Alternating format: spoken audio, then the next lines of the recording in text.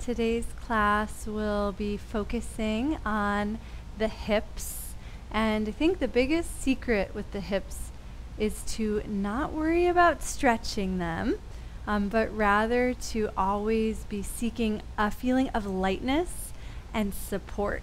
And when we do that, any tightness in the hips dissolves, but we don't have to make it happen. We just have to let go.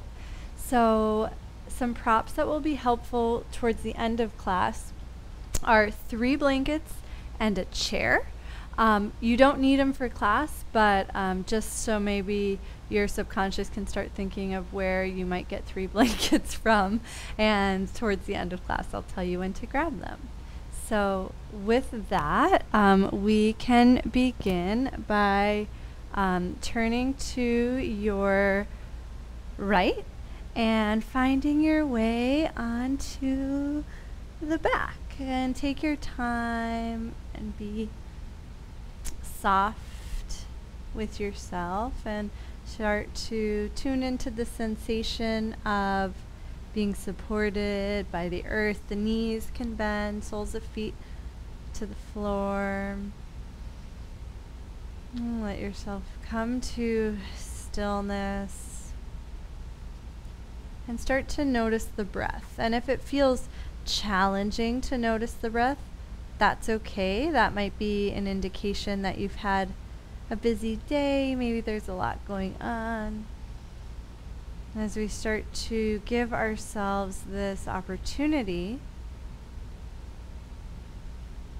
sometimes things become clearer. Areas of the body, aloha, welcome, that you're holding tension and didn't even know it.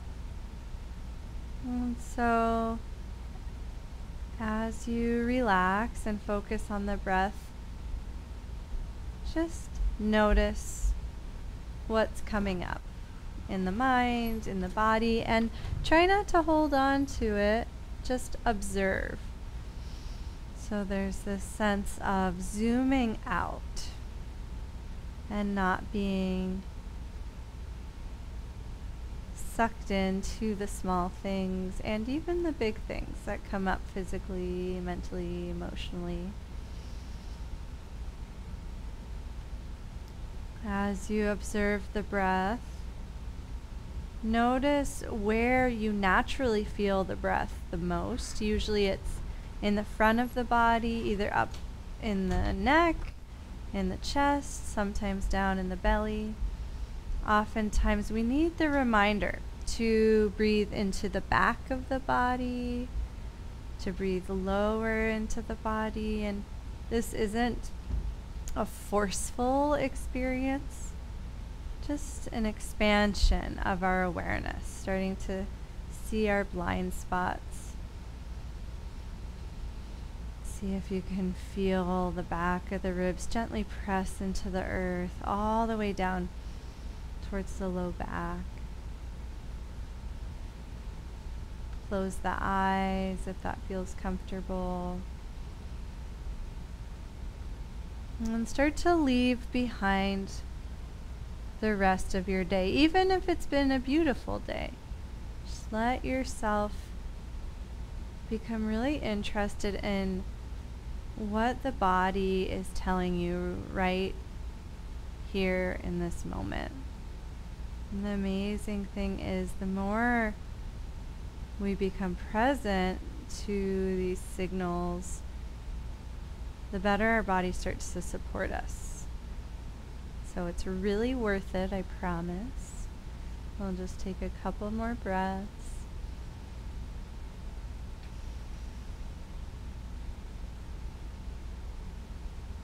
And as we begin to move, you're welcome to hit play on the first track and make sure it's set to loop. And we'll start with the deep core exercises. All of you have been to class the past few weeks, so we'll be adding on to the deep core exercise from the past few weeks. It'll start the same. So interlace the hands, or actually just bring fingertips to the base of the skull. And this is a really nice way to open across the chest as you start to demand more of the core. And then hover the shins. And notice as soon as you hover the shins how the sensation changes in the sacrum. Start to notice whether the low back feels really arched or if you can feel support from the base of the spine. And then play with some pelvic tilt. So arching the back, that's increasing the space underneath the lumbar curve, and then gently flattening the back. And it's not intense. We don't want to compress the front of the lumbar spine, but just increase the downward force of the core into the spine. And do that a couple of times. As I feel my core pressing down, it's almost as if my organs are compressing into the abdominal cavity, and I can build some awareness of the sensation in the front of the spine that is towards the inside of the body. The next time everything gets heavy and presses down, pause there. And it should feel like work. It should feel like, oh, there's some brightness at the center. Without moving anything else in the body, gently start to tap one toe down. And that's a nice time to exhale, and then you can inhale, float back up, and exhale, tap the other foot down. And you all have done this many times. So it might be feeling really natural, which is great. There should be an element of work. If it feels really easy, I hate to say it, it means you're doing it wrong. It should feel like, oh, there's muscles supporting me here. And so the trick is to make sure the low back isn't arching and to let the toes come a little further forward.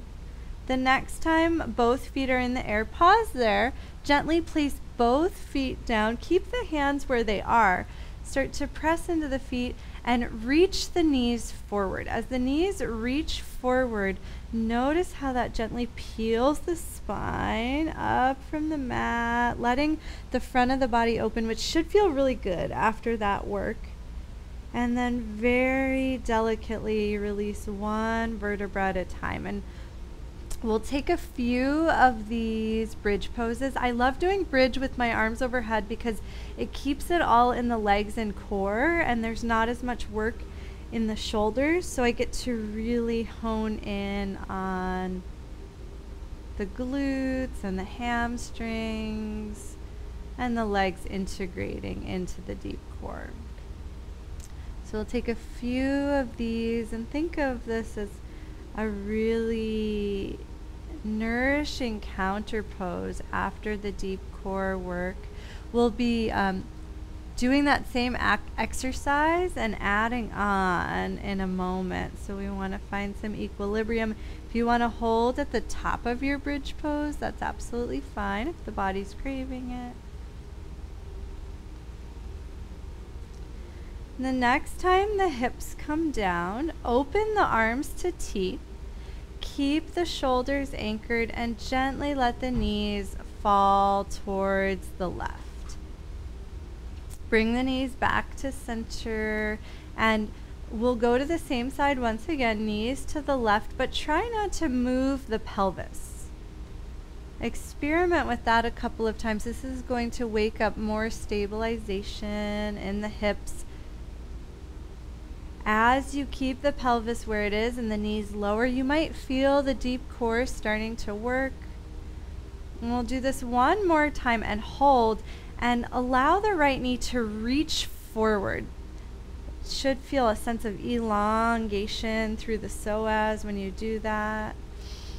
And then without moving the neck, this is kind of a funny one, gaze to the right. You don't want to create strain with the eyes, but the gaze is coming from the eyeballs moving in the socket and not the neck.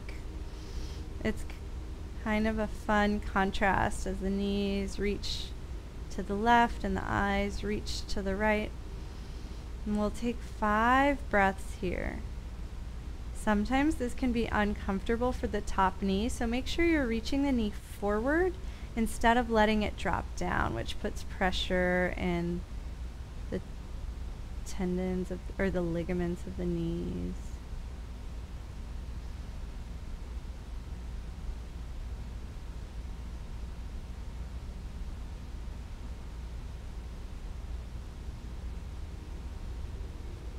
One more breath. And gaze up, bring the knees back to neutral. Pause for a moment at center before we do the other side. And just let yourself be, let yourself take in that experience. It's really rare that we work with the eyes, so just notice the sensation in the eyes. And of course, there's nerves that attach from the eyes down. And so you might feel it beyond just the eyeball itself.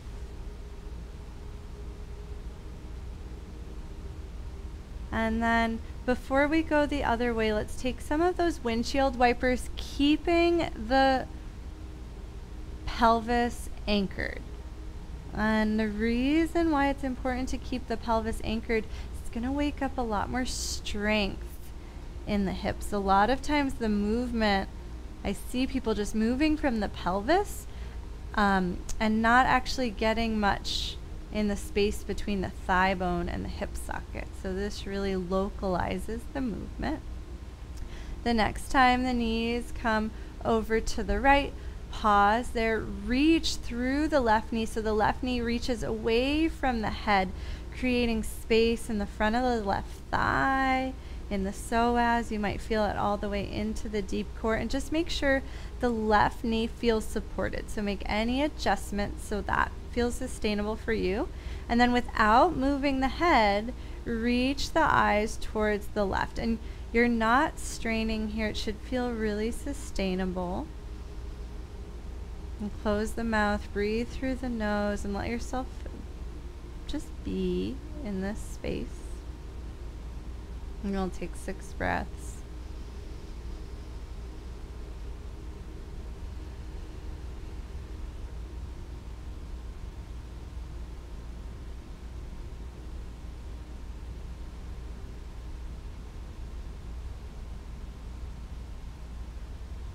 And notice if there's any agitation, and see if you can relax and trust the process. This movement with the eyes not only stretches the optic nerve, but also stimulates the vagus nerve. And the word stimulate is kind of misleading because when the vagus nerve is activated, we feel more calm and soothed and connected. Take one more breath.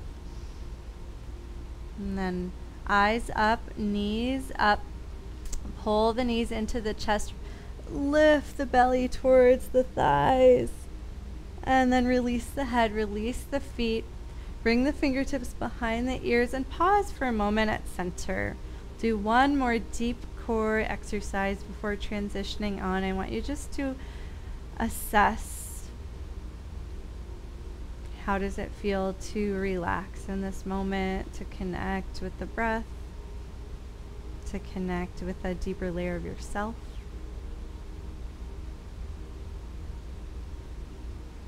And then slowly lift the shins just like before.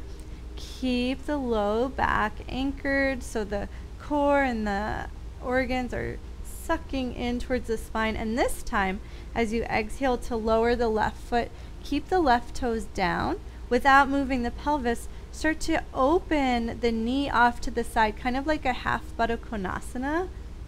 And then inhale, lift the knee back to center, and the shin lifts. Exhale, right foot down, and then add the external hip rotation, and then inhale back up. If you ever need to take a break, just hug the knees into the chest.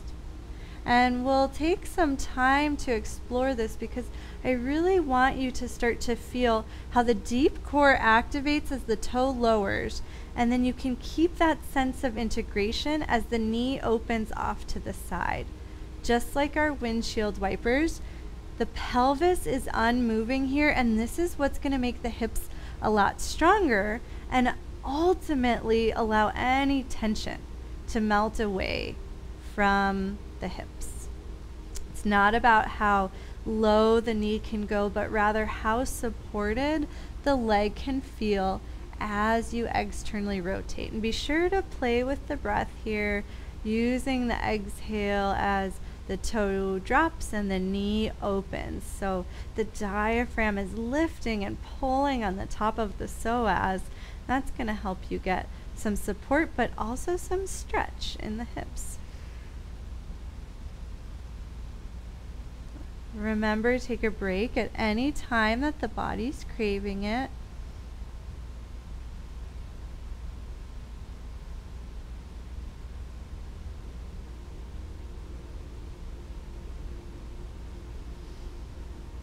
And we're starting to wrap up.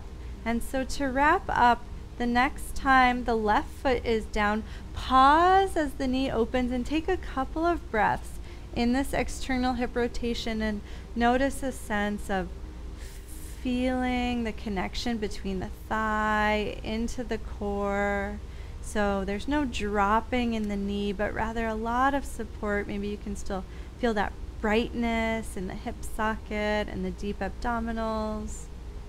And then as you're ready, you'll inhale to lift and exhale to go into the other side. And then as you hold the movement, make sure you're breathing.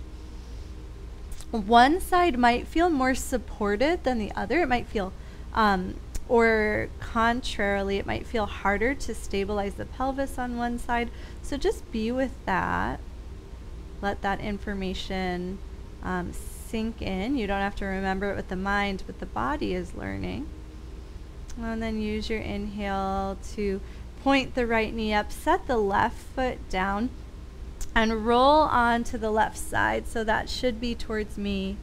Stack the hands pointed towards me, and we'll take some of those slow motion rolls. So roll away, and then as you roll towards me, push into the right hand, coming all the way up into Virabhadrasana. It should feel like second nature because you've done this sequence so many times now.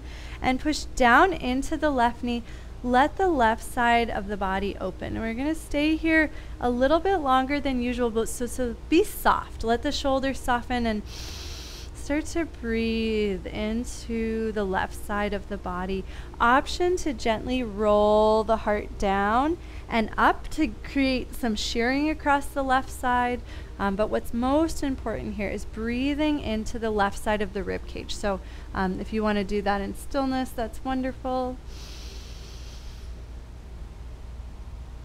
And as the left side of the rib cage opens, be sure to keep your awareness on that pushing down action with the left leg so you can feel how the leg and the torso relate, right? We're not trying to detach the upper body from the legs. Rather, we want space in the whole left side of the body, including down into the outside of the left leg, the IT band,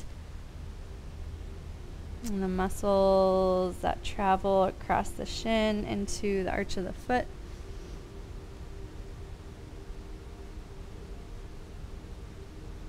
And then push down into the shins to slowly rise up to neutral, and enjoy that sense of coming to balance. Drop the arm. Pause for a moment. Just notice the left side of the body. You can even bring the right leg in front. It's sort of nice to feel this in Sukhasana. For me, it's really dramatic what the left side feels like after that work. But just look, just notice what your body is offering to you. And then lean over to the right, stack the legs to the right, plant the left hand, feed the right arm through, and we'll just take a roll away from me. And then roll towards me, push into the left hand, come right up into the Virabhadrasana side bend, and do whatever you did on the other side. So either holding and breathing or taking those gentle shearing motions. Be sure to push down with the legs and notice how that relates to the rest of the body. And try to back off just a little bit here. Something that I've been really feeling in my body is when I push and when I strain, what I get back from my body is strain. But when I work with my body and there's like a sweetness and a gentleness, the result is sweetness. And so you reap what you sow. We'll take a few more breaths. Try to feel the breath expanding the right side of the body. Be open to any asymmetry.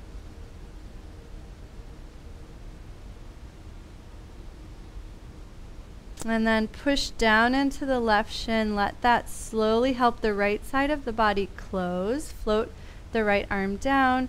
Cross the left leg in front. Pause for a moment in Sukhasana. And now feel with the right side of the body. It's probably not as dramatic because now you've done both sides. You can close the eyes, and as you breathe, just feel the ribs expand.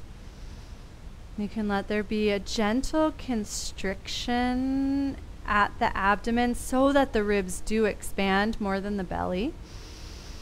If you're not sure, try placing the hands to the ribs and feel what's happening.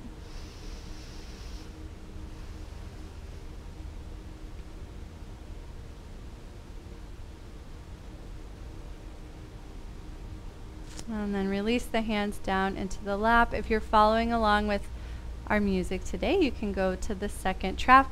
Feel free to grab a sip of water while we're close to the floor. I probably need it because I'm talking so much, so you might not need any, and that's okay. One of the qualities of interoception, or feeling our internal state, is knowing when you're thirsty and when you're not thirsty. So it's great to honor that. Okay.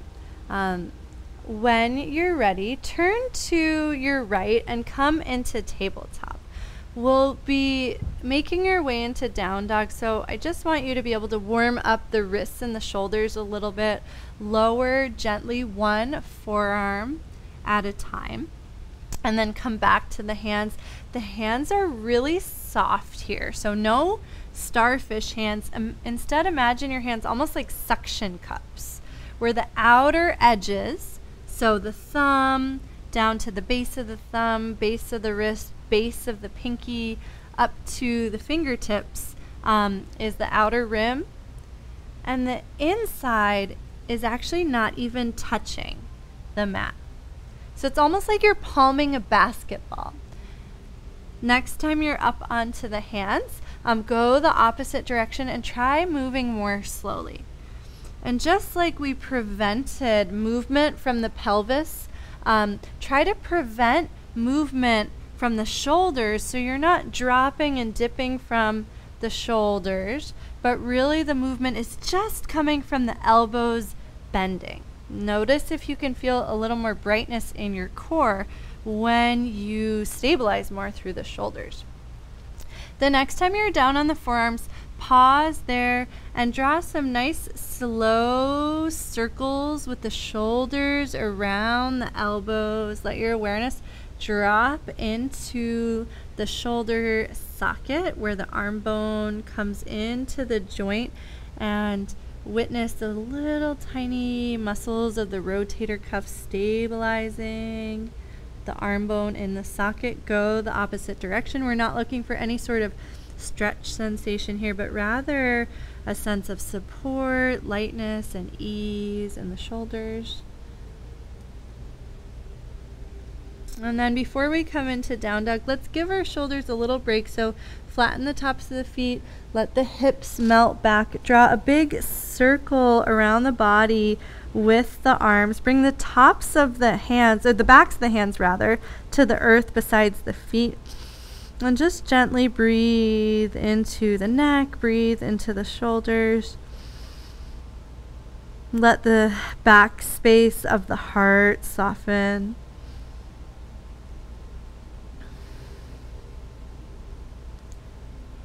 Push down into the shins. Let the spine start to round and slowly send the hips forward so you stack one vertebra at a time. Big back stroke with the arms, letting the front of the body open. Find a moment of hang time, of weightlessness at the top. And then set the hands down. Walk them forward, a hand print.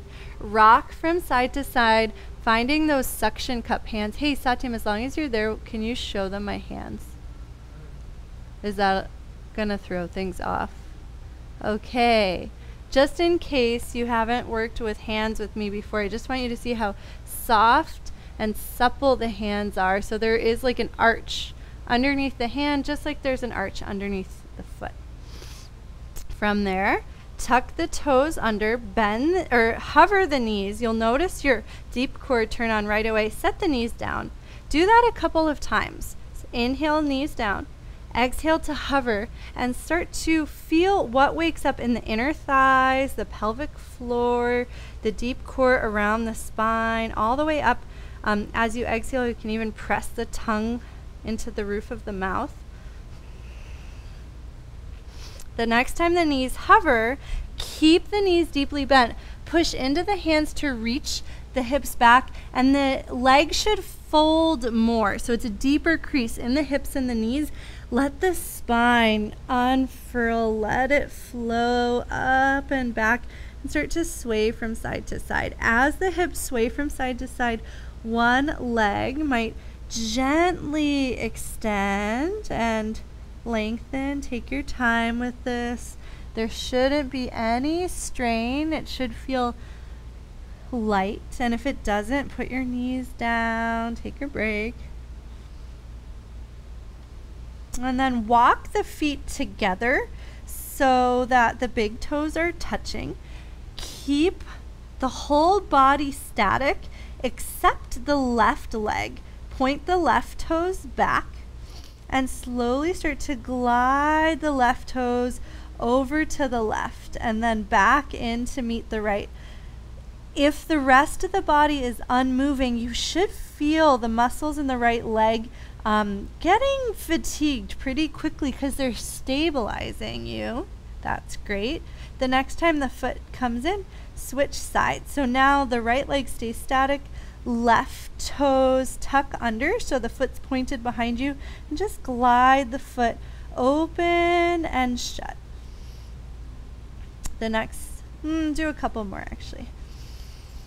Notice what's happening in the left leg. You don't want any pain. And so if it's too intense, just make smaller movements with the right leg. The next time it comes in, tuck the toes under, drop the knees, press the hips back to the heels, melt the forehead to the earth. Turn the palms face up, or you can also circle the arms around you just like you did before. Take a couple of breaths, letting the awareness drop into the pelvis, noticing the sensations of those deep hip muscles waking up. And then push down into the knees and slowly roll up one vertebra at a time, coming to standing on the knees. Turn to face me. Oh, great, Dana, I love that. Yeah, let's do one more of those slow arm floats, just like we did before, finding that weightless moment. Thank you for the reminder. And then release the arms down. Grab a blanket because we're going to be on our knees for a while. Even if you don't have sensitive joints, you'll be surprised. Satyam says you will after this. No, just kidding. But you'll be surprised how the body feels really nourished and safe when you give yourself that little extra cushioning. As we do this, yeah, it looks like everyone has space behind you. So I think this will work out okay. So take a moment shifting the weight from knee to knee and let the opposite knee lift just a little bit because that's going to start to challenge your balance a little bit. The next time you come into the left knee, pause there, reach the arms to T. Push down a little extra into the left knee and see if you can feel like space in the hip socket, space in the spine, and then start to play with hovering the right foot. And it probably will feel wobbly, so that's okay. I want you to start to notice, and the right toes can touch down anytime you need a little break and need to restabilize, but I want you to start to feel what is happening in the left hip as the body works to stabilize. Most of the work should be happening here. And just like so many exercises that we've been doing today, though there's going to be some movement in the pelvis, the more stable the pelvis is, the more the right leg can move and you won't lose your balance. So just play with that. A drishti helps, a gaze point. And then to give ourselves a little break, I'll demo this one from the side just so you can see. We'll challenge ourselves. Think like Virabhadrasana 3, which I think is pretty much impossible on the knee, but you send the other leg back and eventually catch yourself with your arms. You don't want to face plant. Should feel like a really nice, easy push-up. You can even take a couple if that feels good. And then you'll kick the right leg off to the side, setting up for parighasana. Beautiful. As long as you're down here, rock the hips forward and back a couple of times. That's going to start to open up the inside of the right leg. Try to feel how the right leg connects into the pelvic floor and even across into the adductors of the left leg. So when we work with the hips, we always want to feel how the limbs are related to one another and how the limbs are related to the core, and we never want to push and stretch in a way that pulls the limb away from everything else. The next time you push back, gently push down into the left knee. We'll go into one of those slow, weightless roll-ups, just like you did kneeling with both knees underneath you. The arms will slowly float. And, sorry, my pants are being funny. From here, release the right arm down. And this has been such a big game changer for me.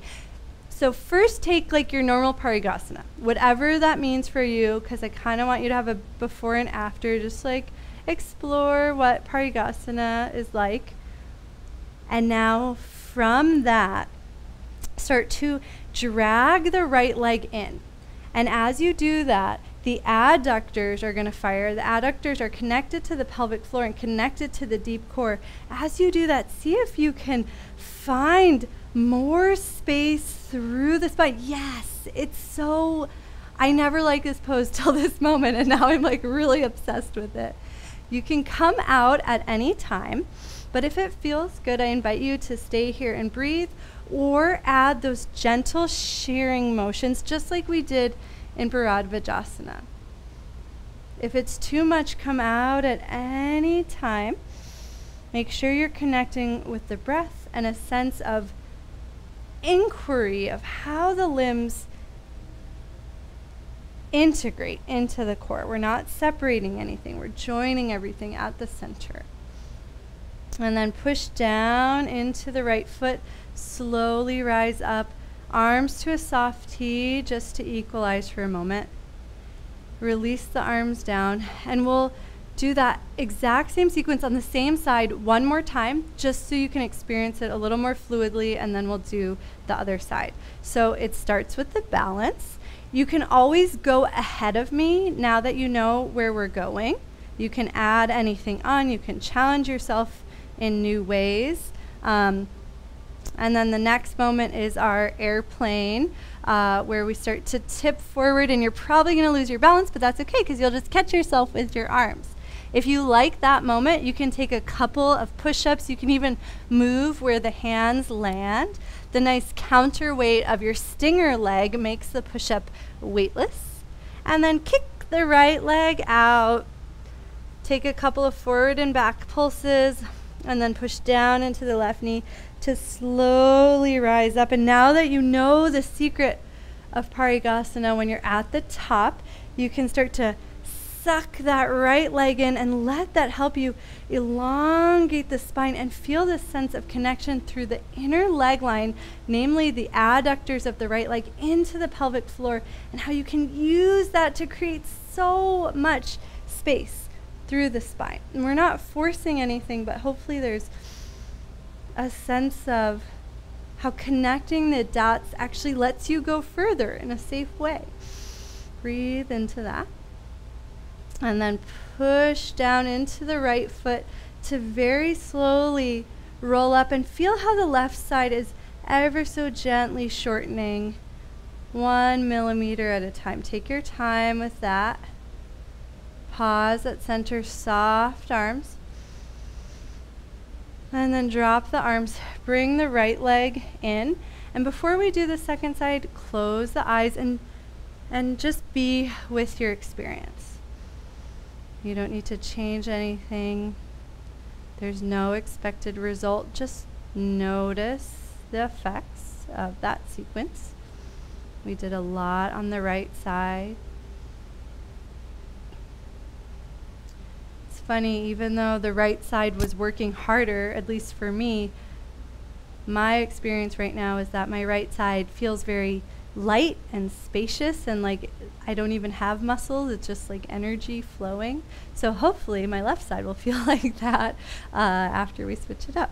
So start to shift the weight over to the right. Arms to T. We start with our balance, so you can find a drishti, hover the leg. If the balance is tricky, maybe left leg doesn't move so much. If balance is easy, you can challenge yourself by moving the left leg around. We'll take a little bit of time with this because I want you to feel what's waking up in the right hip socket. Honestly, this side might feel a lot easier because we already did so much for the right side body, or not, no judgment. Then as you feel ready, we'll go into the challenge pose of starting to tip forward like a Virabhadrasana 3 until you lose your balance and you can catch yourself with little spring-like grasshopper arms. And then kick the left leg off to the side. The arch of the foot will line up with the right knee. Send the hips forward and back a couple of times. Play with pointing the toes forward and sucking the pinky edge of the foot down. You'll notice that the arch of the foot naturally lifts and the inner ankle. And then push down into the right knee. Send the hips forward to slowly stack.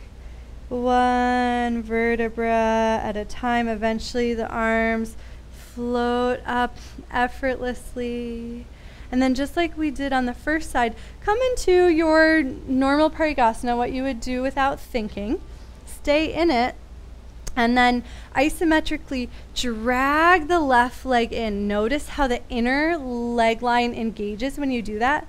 And use that to lift through the whole spine because the adductor is really attached to the pelvic floor and the deep core muscles all the way up to the tongue. You can exhale, push the tongue into the roof of the mouth.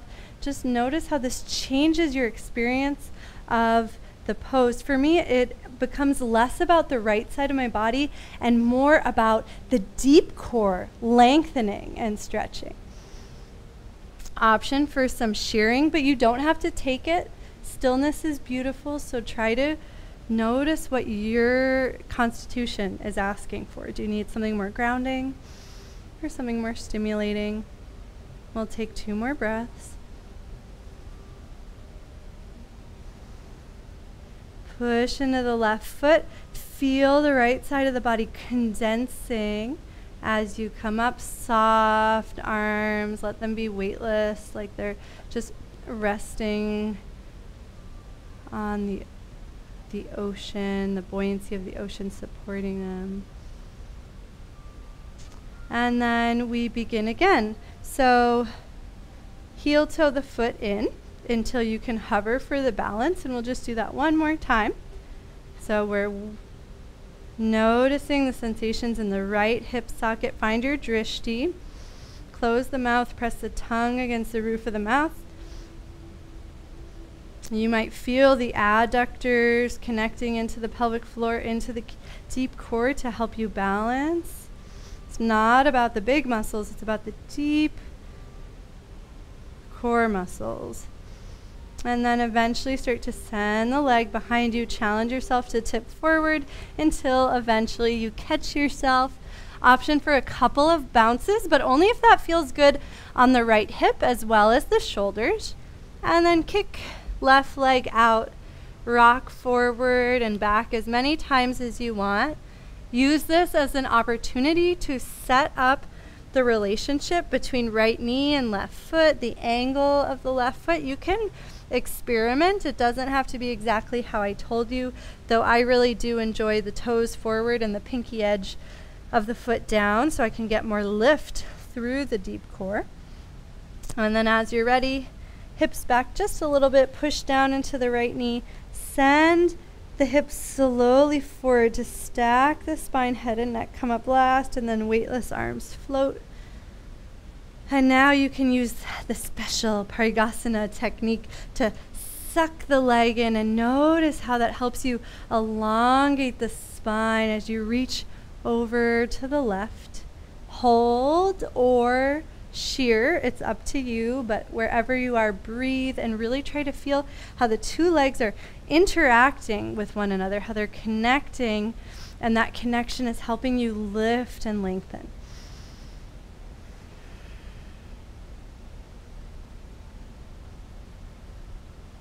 And then push into the left foot to slowly rise up. Pause with those weightless arms. And then release the arms down. Bring the left knee in and pause for a moment at kneeling. In fact, actually, I'm turning to the sides just so you can see. Tuck the toes under. Bring the hips to the heels for a foot stretch. This is a nice position to absorb in. If it's too intense, you can flatten the feet or just lean forward a little bit to take the weight out of the stretch. Breathe, close eyes, let awareness drop into the heart or maybe even down towards the pelvic bowl.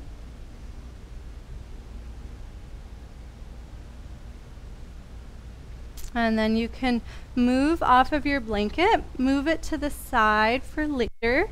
Option to grab a sip of water and go to the third track. We finally made it to the third track. It's a miracle. It's a really good one. It's been on the playlist for like weeks now and we haven't gotten there. So this is a really exciting moment.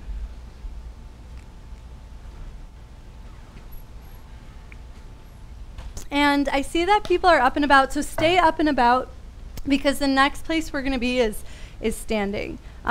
So if you're not there, come to standing. I'll wait a moment for everyone to finish all your errands.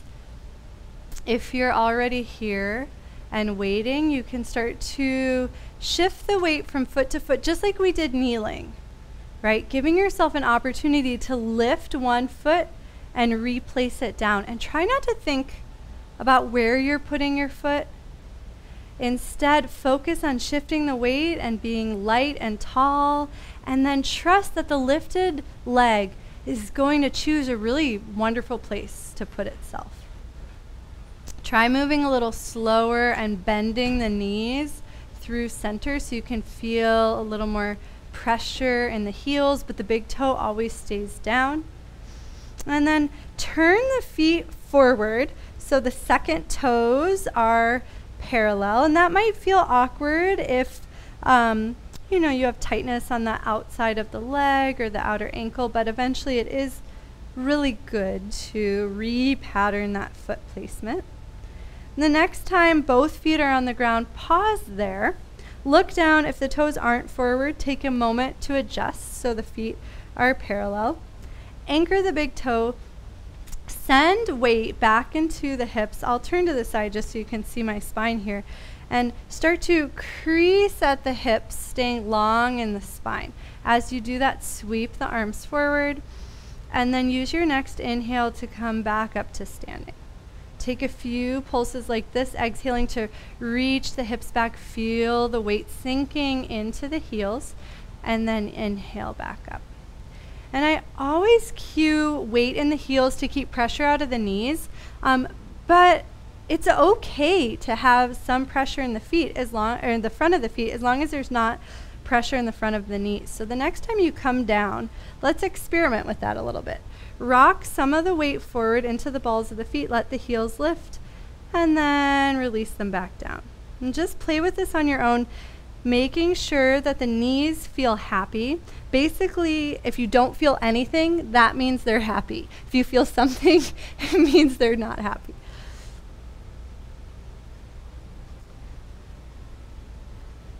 And the next time the heels come down, drape the body over the thighs, melt the spine, keep a deep knee bend so there's no pressure in the low back, and then play with letting the hips lift any amount that feels good without creating tightness in the low back or tightness in the hamstrings. Anchor big toes, rock forward and back, and notice how that changes what you feel in the rest of the body.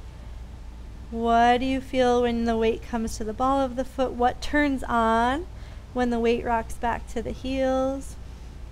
And the next time the weight rocks back, bend the knees more deeply, let the sits bones get heavy, and slowly push down into the feet and press your hips forward to stack.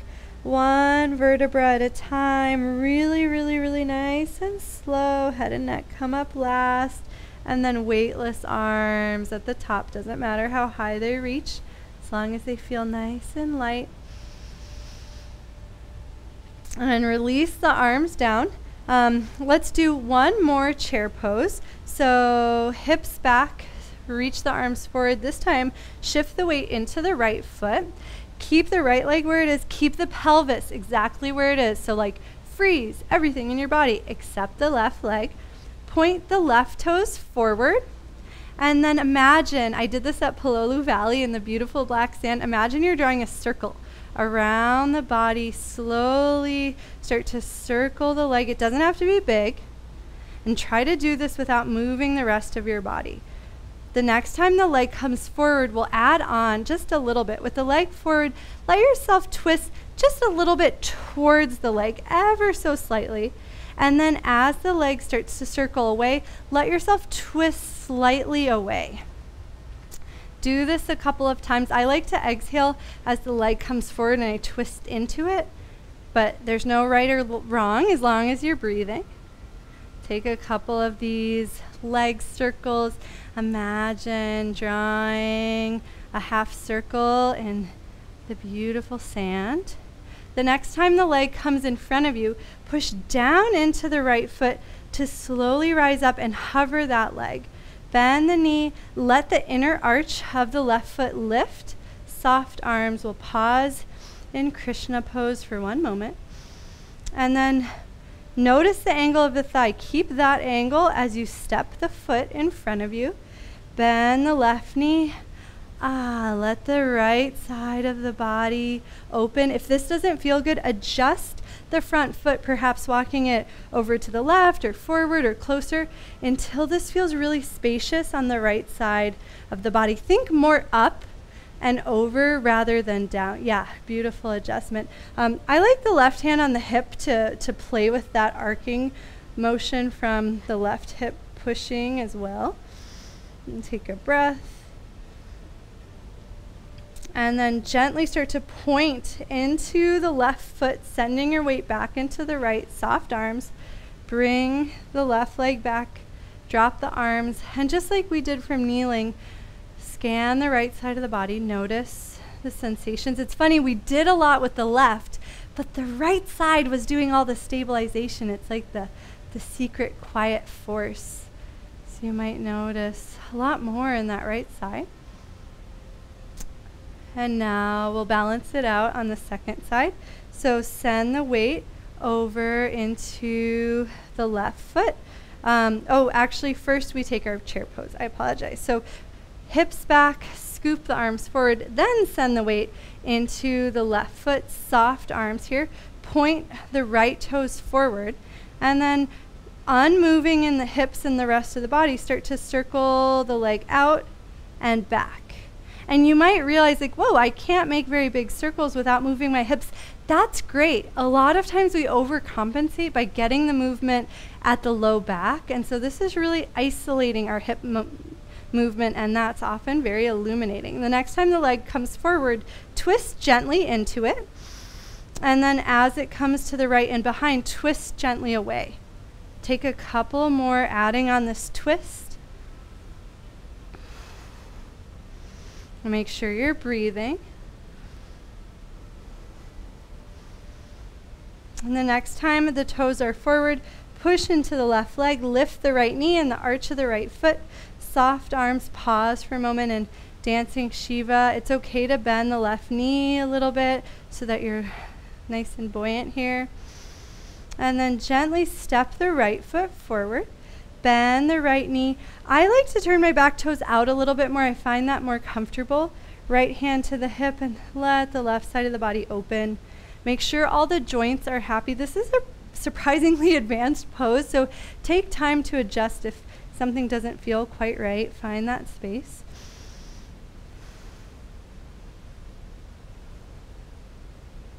And then push into the right foot, straightening the right leg, point the right toe, and shift the weight back into the left. Open the arms to T. Step the right foot underneath you and pause for a moment at center. Notice any sense of warmth in the hips. Notice the contact that your feet are making with the earth and how clear that connection feels right now. And just take a couple of breaths, just being here.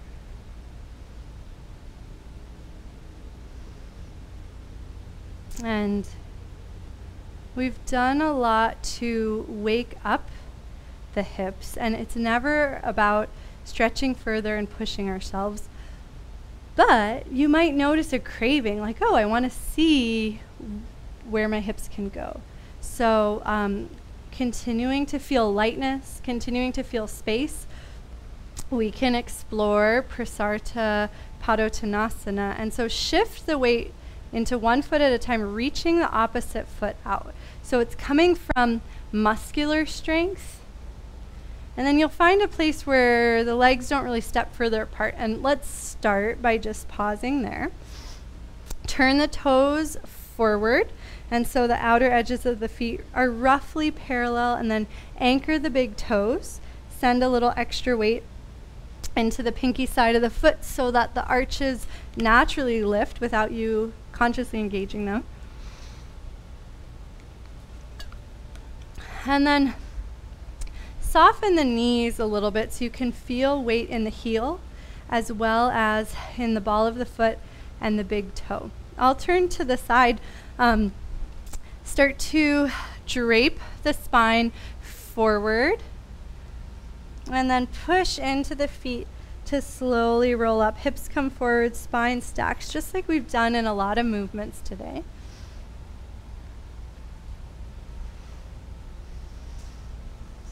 And then eventually, if it feels good, you have the option to hold the fold.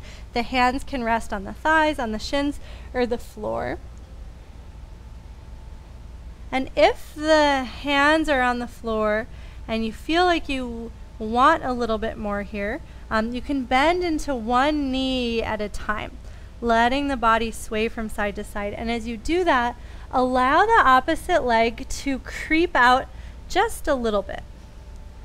Of course, the goal isn't to see how far we can go, but give yourself space. Maybe it feels good to let the foot slide out as long as the leg still feels connected to your center. If you stop feeling like you can sway from side to side, it means you've gone too far, right? We should always feel fluid, and if we ever feel stuck, it means we've gone past the point that our muscles can support this range of motion. We'll take a few more breaths, so add anything on that the body's craving. And then we'll eventually be making our way to the floor. So if your hands are already down, it's pretty easy to walk one leg in at a time and lower the knee. If the hands aren't down, you can slowly lower one knee at a time, and we'll all meet seated. Let's see.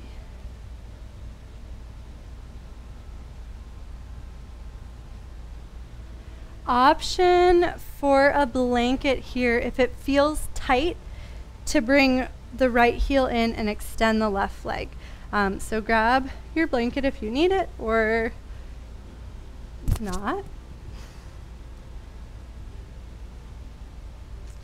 Just start to sway from side to side and let this movement come from the legs pushing. The leg pushes you the opposite direction. And this is our last active pose. And so you can go anywhere you want with it. You can stay up here and let this be really nice and gentle.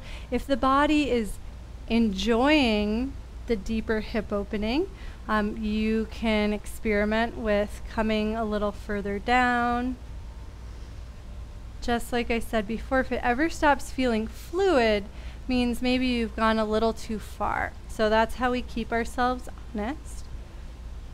And if you do find yourself resting over to the left, you can add the right arm in.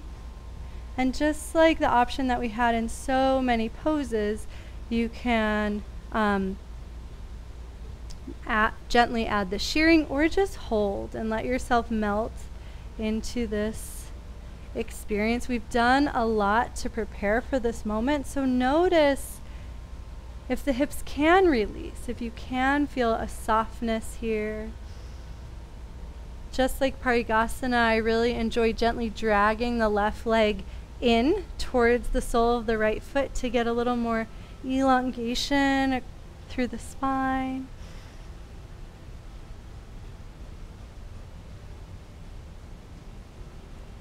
And then to come out, support yourself with the hands, push into the left heel, rise up, and take a weightless moment at center. And then whenever you're ready, you can swap sides. And now you know where we're going, so you can ignore me and just have your own experience or stay with me. We started with the gentle swaying. And notice how easy and fluid that is when you're not thinking about the side bend. This is the energy we want to bring as we go deeper, right? We want it to feel just this effortless. And if it ever feels sticky and tight, it means you're not meant to be there. You reap what you sow. So if you go somewhere sticky and tight, your practice is going to make you feel sticky and tight. Stay in the sweet spot, and your practice will nourish you infinitely. As you feel ready, you have the option to release towards the leg any amount. You can bend the right knee to make it more accessible. Option to add in the left arm. And then the magic that parighasana has released. Feel free to just ever so gently drag that right heel in, so there's a sense of the squeeze between right inner thigh and left foot. And notice how the legs integrate into the pelvic floor, and that strength can rise up through the spine. You can play with pressing the tongue into the roof of the mouth, and the whole body can unfold and release. You can hold or take gentle shearing.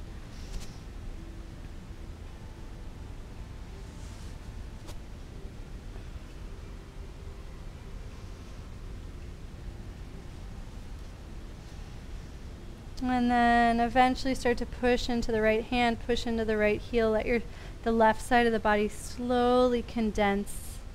And you pause at center. If you're playing your music, I recommend to very slowly, one volume bar at a time, turn it down. Take your time. It's sort of nice to have that less abrupt conclusion to the noise. And we'll set up our restorative pose that has all these blankets and a chair, and it's totally worth it. Satyam and I did this the other day, and we slowly kept adding more and more props, and we kept being like, oh, this is so annoying, and then we'd add the prop, and we'd be like, this is so worth it. So hopefully you have that experience too. So we'll be doing a supported inversion, and that's why we have the chair.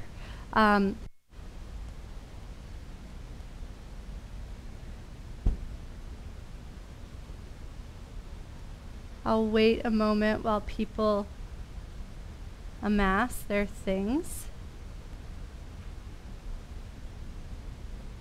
Okay.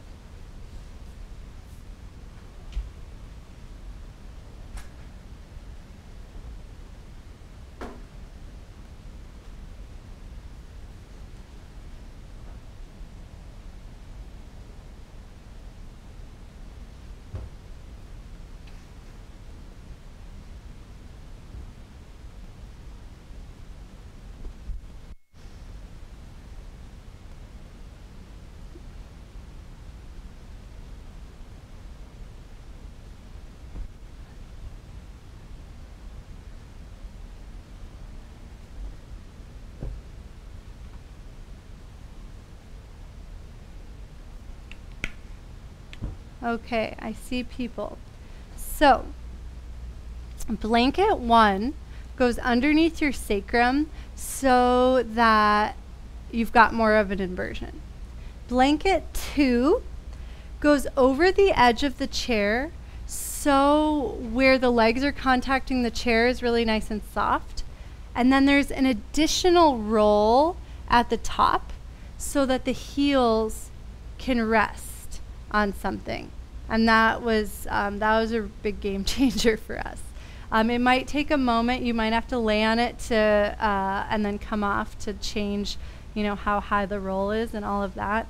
And then the third blanket, there's a couple of options. Option 1 is if the chin is lifting at all, just putting this beneath the tops of the shoulders and the head can feel really nice.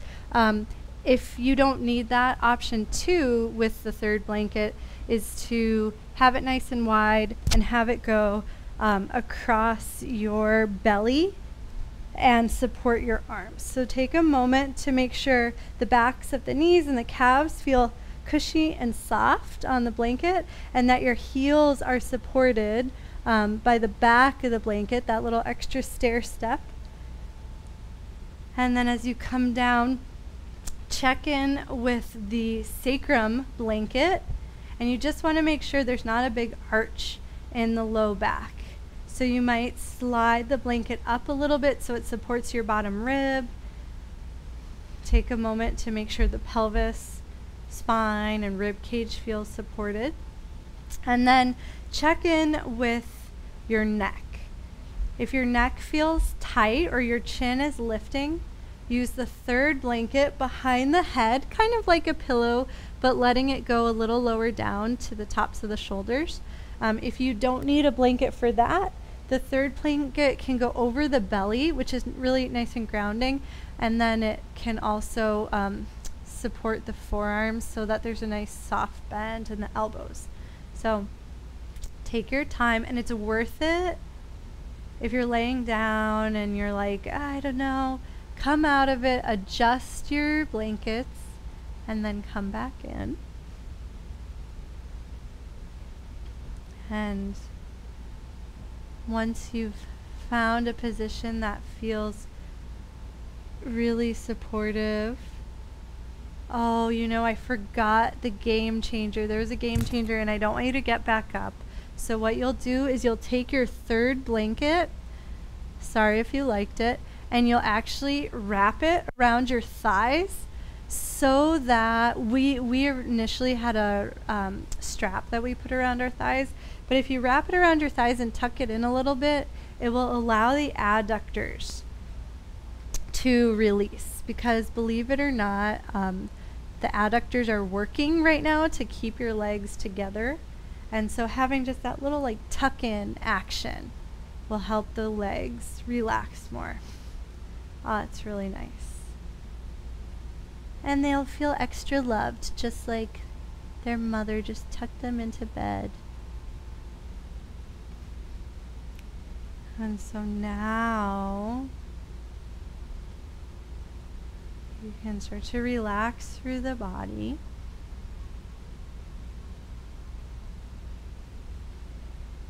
And the true magic of yoga comes from feeling connected inside, feeling supported and safe. This is when our nervous system can down-regulate and more blood flow can go into our internal organs, helping us heal and recover. And so sometimes it feels hard to give yourself this space. And I feel like it's my responsibility to tell you, this is the space that you heal in. This is the space that you become your best self. It will only make you more functional in the rest of your day. So take a few breaths to open up to that idea that the more we let go, the more we are able to restore. And this is literally happening on a physical level. The yogis believe that this is also happening energetically as we release stewardship and allow spiritual energy to start to flow unobstructed through the body. And so we'll rest here for a few minutes. You don't have to do anything, but see if you can open up to the possibility that magic really can happen for you, body, mind, and spirit, right here and right now.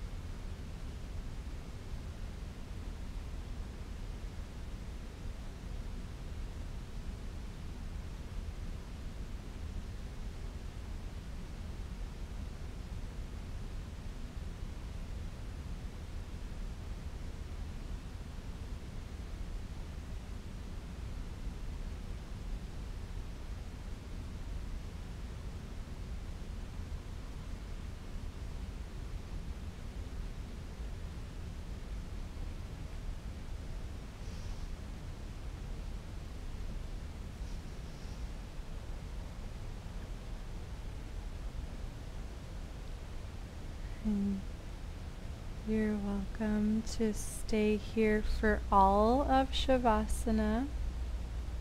You're also welcome to scoot back so that you can bring the legs off of the chair and have the legs rest on the blanket that used to be underneath the hips.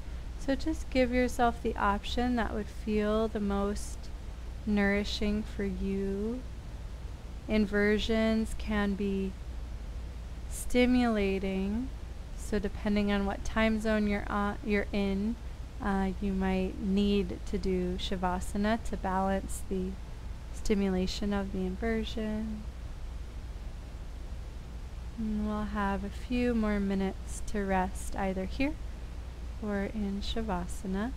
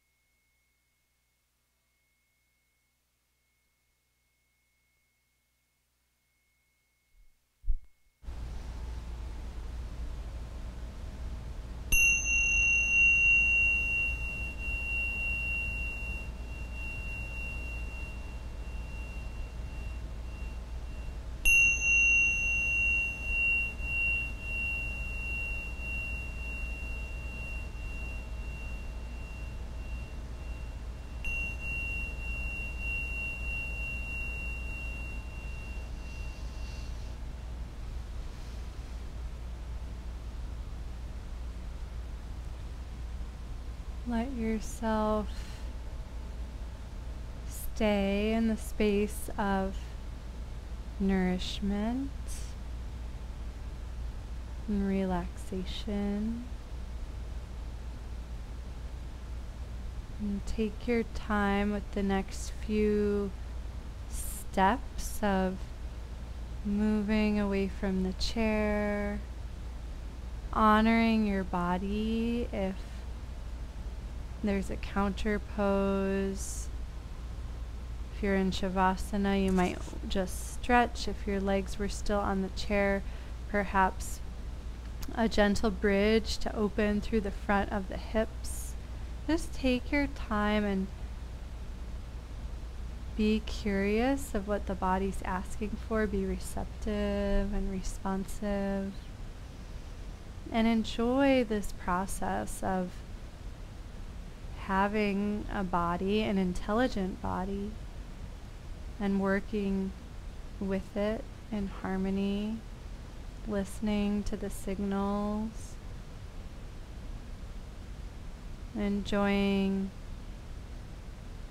that sweet moment when you give the body what it's craving.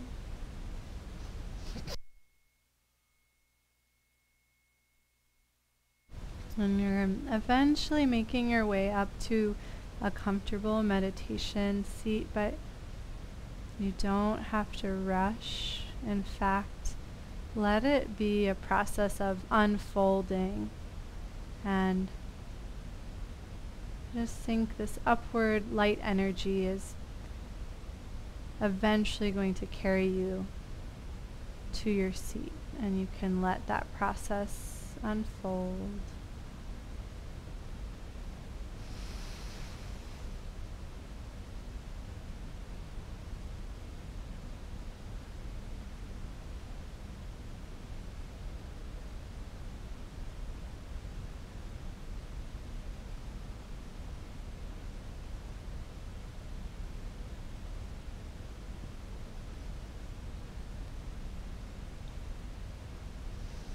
And when you do arrive upright, take your time supporting your pelvis with blankets, a cushion, a chair, whatever feels best. And explore the base of your body, setting up the legs in a way that feels grounding and sustainable for the hip sockets. And something we worked with a lot in class today was this noticing of how the legs connect into the core. And so firstly, that means we have a lot of awareness lower in the body, which is really nice and grounding.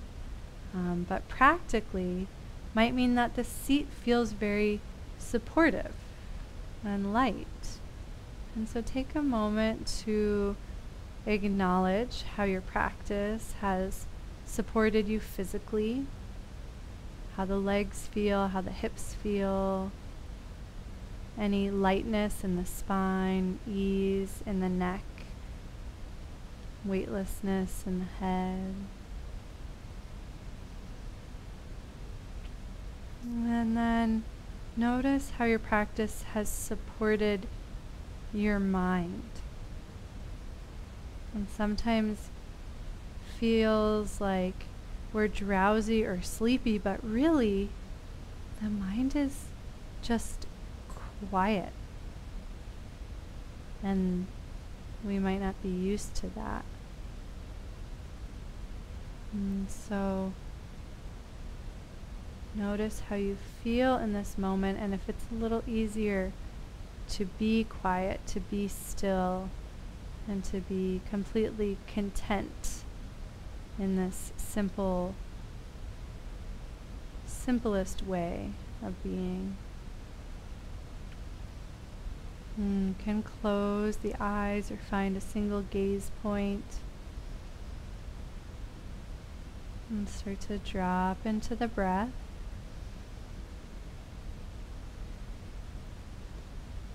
And earlier I cued to breathe into the ribs, but when we're meditating, it is wonderful to let go of any physical effort and allow the breath to fill the belly in all directions, front, back, sides, above, below, without any strain, just naturally. Our body knows how to breathe, so just observe this most natural life action.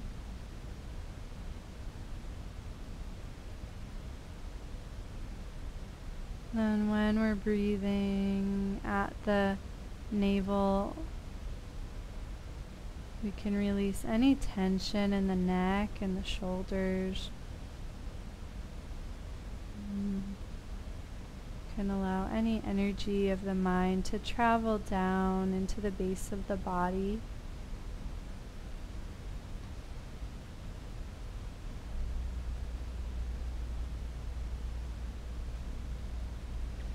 And we'll attach the breath to our natural breath mantra. Hum each inhale, sa each exhale.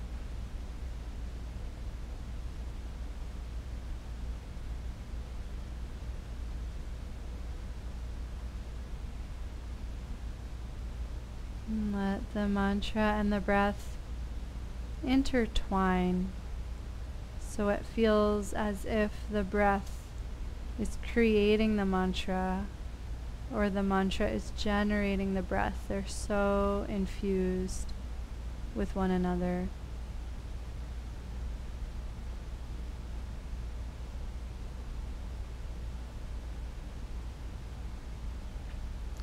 And just like those sweet moments in our asana practice where there's just a glimmer of weightlessness, that pause at the top after rolling up and lifting the arms, where you're just suspended effortlessly. Notice that similar sensation at the top of the inhale. That suspension. You don't have to do anything. You can just pause and rest in it. You're not holding. And then you allow the exhale to happen.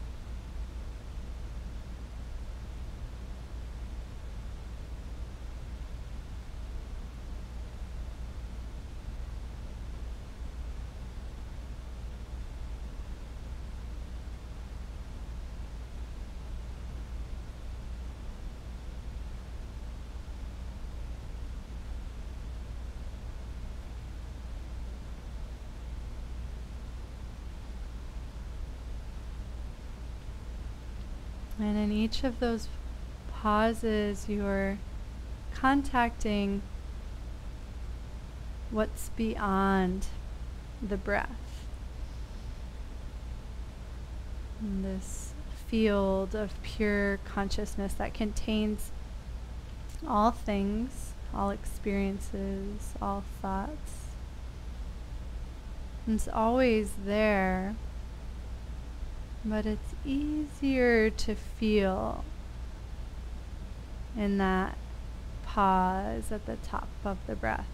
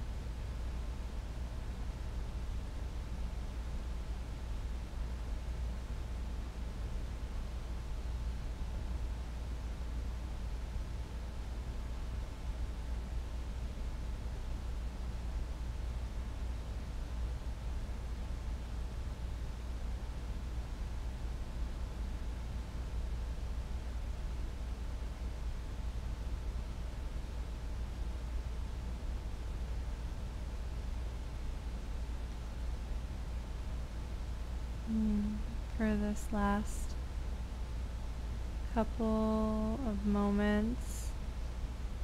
See if you can relax a little bit more, releasing any control of the breath and the mantra and letting yourself just follow the natural flow, completely effortlessly, calm, safe, supported.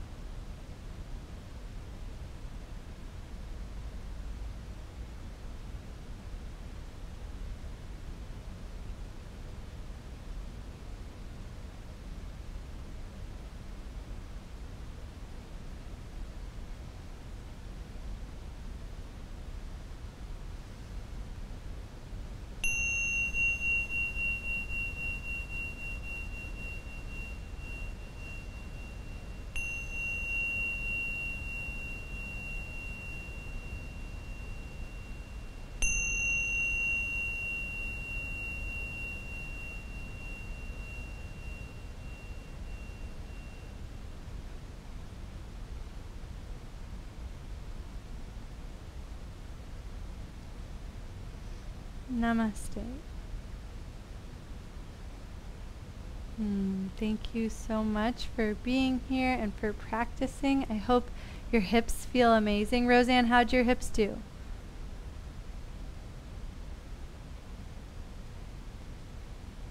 Oh, I can't hear you. I think it's on our end. I just have to turn the volume up. Satyam, will you pause the recording anyway? Oh. Okay, I think I should be able to hear you now, Roseanne. Okay, so with the parighasana, that what made a big difference.